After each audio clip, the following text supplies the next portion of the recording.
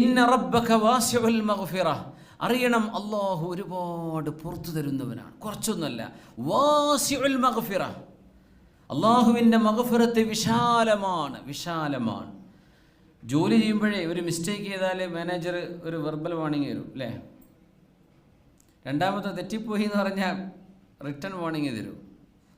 മൂന്നാമത്തതും അത്രയൊന്നും ചിലപ്പോൾ ഉണ്ടാവില്ല, ഒരു ഡിസിപ്ലിനറി ഹിയറിംഗ്, HR മാനേജർ വിളിച്ചിട്ടൊരു ഡിസിപ്ലിനറി സിറ്റിംഗ് ഉണ്ടാവും. എന്താ ഇനി പഴിച്ചാൽ ഔട്ടോ, അതിൻ്റെ ധ്വനി അതായിരിക്കും, പച്ചയിലൊരു പറയില്ല എന്ന് മാത്രം.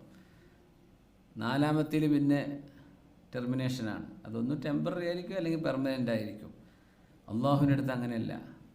10 പ്രാവശ്യം തന്നു, നീ വാ. 15 പ്രാവശ്യം ചെയ്തു അതേ തെറ്റ്, എന്നെ ഞാൻ സ്വീകരിക്കാം. 100 പ്രാവശ്യം ചെയ്തു, നീ എൻ്റെ അബ്ദല്ലേ, നീ എൻ്റെ അടുത്തേക്കല്ലാതെ എവിടേക്കാണ് നീ പോകാൻ ഉദ്ദേശിക്കുന്നത്? നീ എവിടെയൊക്കെ പോകും? ഞാനല്ലേ നിൻ്റെ റബ്ബ്. വാസിഉൽ മഗ്ഫിറ, പാപങ്ങൾ പുറത്തു തരുന്നതിൽ വിശാലതയുള്ളവനാണ് അല്ലാഹു. നമ്മൾ മനസ്സിലാക്കണം.